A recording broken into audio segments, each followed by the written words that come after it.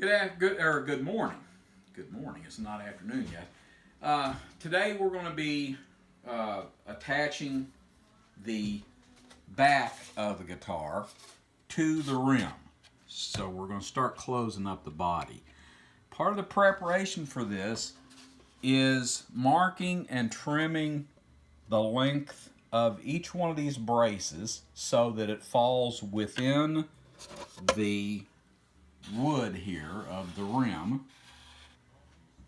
And the other thing is we have to notch the lining so that these braces fit into those notches. Now that ties it all in structurally and makes it a little bit stronger.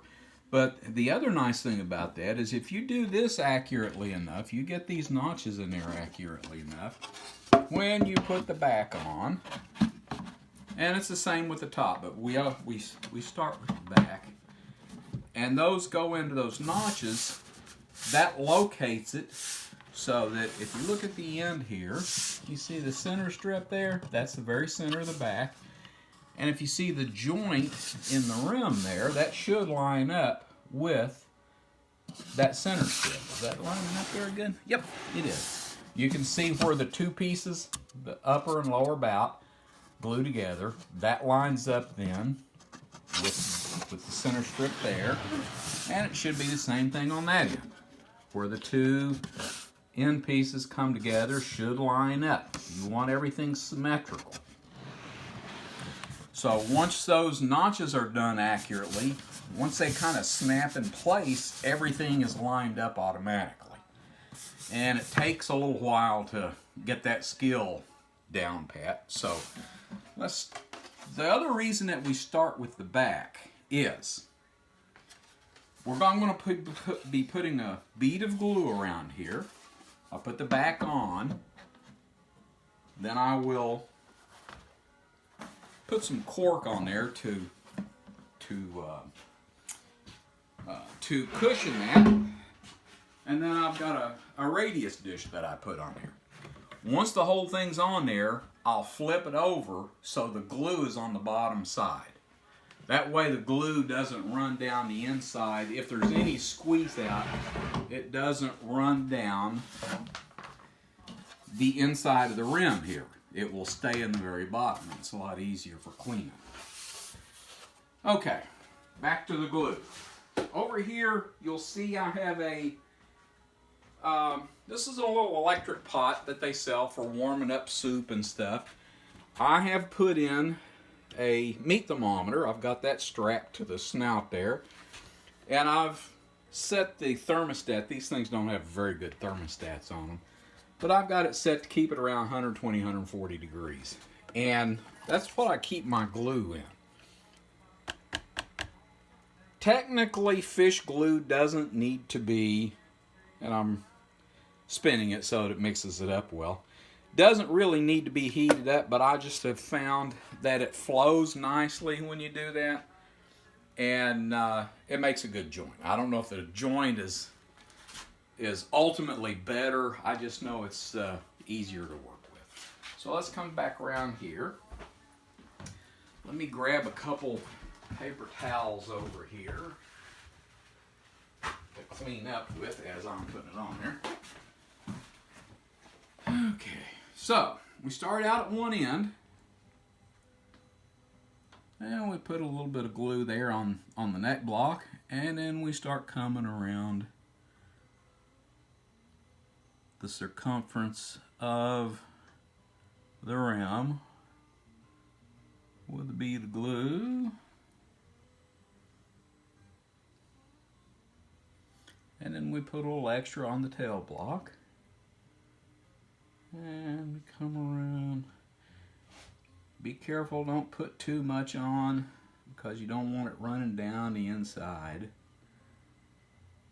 of the rim, running between the, you don't want too much running between the kerfing on the lining. So there we go. Now we got it all the way around. Now you want to spread it out, make sure it's evenly covered. You want to make sure that the edges of the lining where the kerfs are covered well, because that is what holds the back together. You don't want that popping loose later on. So you want that uniformly covered. You want a nice uniform joint there. That's why we went to the trouble of, that's why I said that one of the tools that you really should buy if you're going to be doing this is the radius dishes, because that gives you a nice, smooth, good, solid joint when you put your back and your top on. So let's see. I don't want to smear this around too much now that I got the glue on there. I want to get it right in place. And we go around and we check our position on each end. Make sure there's nothing in there, no toenail clippings or anything sticking out to keep it from making a good joint. We cover it with something to cushion it. Then I take a radius dish, 16-foot radius dish, like we radiused the top with, or the back with. Now this is the hard part.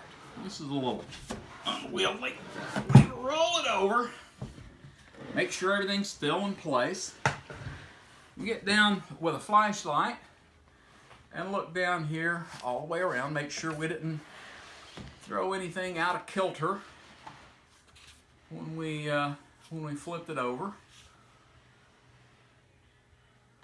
And it is good all the way around. So now move our paper towels out of the way. Actually, I can slide it from this side. And we put it in my device that I built here to put pressure on this to clamp it up to glue it together. Now you could, once you get it in this position, you don't need this special tool here. You can even like stack cement blocks or something on it to put pressure on it. This just makes it a nice repeatable process. Here I've got this vernier clamp that I use to this will let you put a lot of pressure on that, and that spreads it around evenly. You've got some cushioning here to keep it from, to actually help distribute the force real well. And I'm just looking around, make sure everything's solid. I got good glue squeeze out all over, so that's ready then. Now, the fish glue that I'm using, I think I've mentioned this before, it's an animal protein glue. The original glue that Martin used and most of your old classic instrument builders, especially like violins, things like that, but Martin up until 1964 used, it's called hot hide glue. It's made from like cow hooves, horse hooves. It's really just boiled down hooves and hides, and that's why they call it hot hide glue. Now, they call it hot hide glue because it has to be warmed up to somewhere in the neighborhood of 140 degrees for it to amalgamate and glue properly and have a good glue joint. Fish glue, the nice thing about it is the same type of glue, but it's usable at room temperature. It still makes a very hard crystalline joint when it dries, and it's the classic type of glue. So anyway, that's got our back on here. We do the same thing with the top. I'll be doing the top a little later. This thing needs to sit here for about 12 hours for it to set up well. So tomorrow I'll be putting the top on, but our next video will probably be about putting the binding on the body. So that's it for today.